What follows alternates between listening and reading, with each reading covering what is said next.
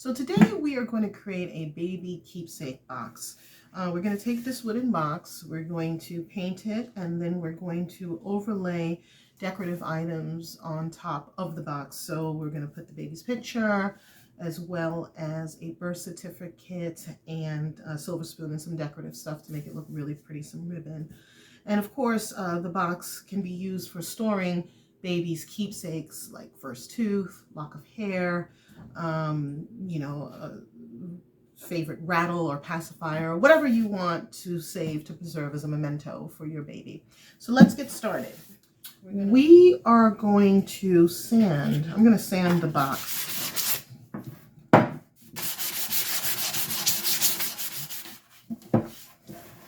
Okay, so now we've lightly sanded the box. So now we're going to put our first coat of white paint on it. Okay, so now that we've finished painting the box white, we're going to paint using stencils the word baby across the front. Now, if you want to personalize it, you could put the child's name, but since this is a generic project, we're just going to use baby, okay? So taking a small sponge brush, I'm going to carefully dab it on.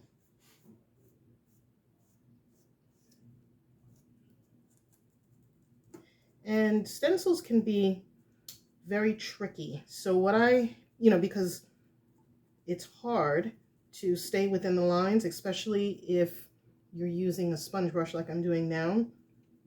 So what I'm going to do is I'm just going to pat it on lightly. And then I'm going to have to remove the stencil and go back in with a paintbrush, a thin paintbrush, and do the outline to smooth it out so that it won't, have a blurry effect. So it'll look as neat as possible. So as you can see, I've already finished the stenciling of the word baby and came out lovely. It took a while though. Like I said, with the stencils, they're kind of hard to work with. So after I sponged it on the way that I demonstrated, I went in with the brush and just made it very fine, refined the edges. So just keep in mind when you use stencils, preferably use plastic. Or metal even. Those actually work a lot better. Okay, so now comes the fun part. We're going to actually decorate the box. So I'm going to start with this beautiful lavender ribbon. And I'm going to line the ribbon around the top and the bottom of the lid. So let's get started. I'm going to use the glue gun, some hot glue. And I'm going to very carefully glue the ribbon around the entire top of the lid.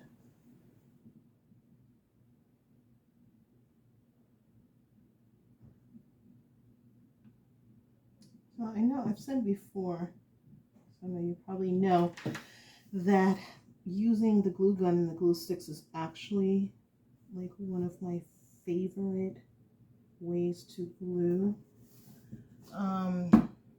One of the reasons why I really like using the glue gun is because even though it's hot and the glue is sticky, depending on the surface that you're using, a lot of times you can just easily pull something up if you didn't position it properly.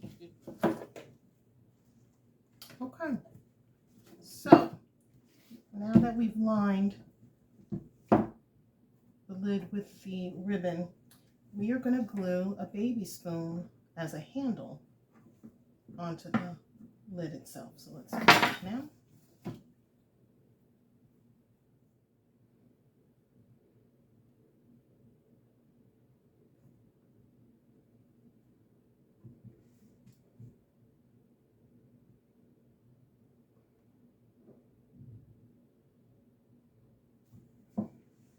Okay, so now once we've secured the spoon onto the lid as the handle, we're going to finish up by actually putting a photo of baby, as well as the baby's birth certificate. So what you would do is get a picture of the baby, place it down like so, and then a copy of the birth certificate reduced to size so that it fits onto the entire surface as evenly and as smoothly as possible.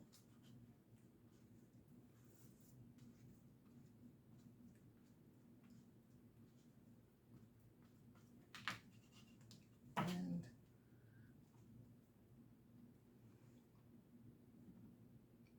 placing it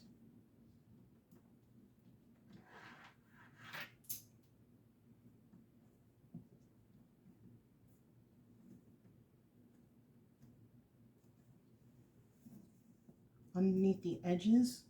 Some of the edges don't adhere fully. And then what you're going to do, and I will show you in a minute, you can go back in with either a very thin stick of wood or cotton swab, just to get under the edges a little bit.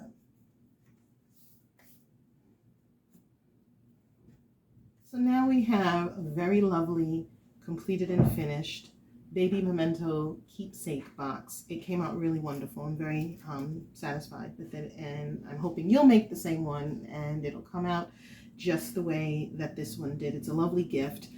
As you see, again, with the details, we have the silver spoon as a handle, the word stenciled baby at the bottom, but again, you can also put the child's name and the birth certificate in the picture with detail of gingham ribbon, both tied as a bow on the top and around the edges. And again, you can put baby's mementos in there. There's so much sweet stuff from their infancy that you can keep, collect, and store in a proper box. So I'm hoping that you enjoyed this craft, and if you want to join us for some more inspiration, just go onto our website at jessica-tate.com.